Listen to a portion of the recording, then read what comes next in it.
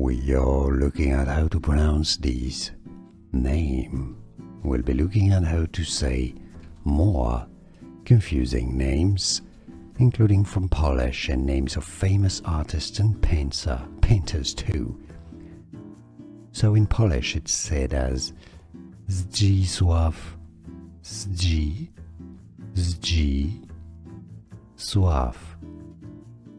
Overall, Zdzisław. We are looking at how to pronounce these. Name. We'll be looking at how to say more confusing names, including from Polish and names of famous artists and painters too. So in Polish it's said as Zdzisław, Zdzisław.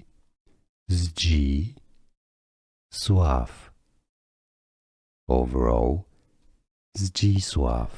Here are more videos on how to pronounce more confusing words and names too many mispronounced. Like this video if you found it useful. I appreciate your support. I'll see you soon and thanks for watching.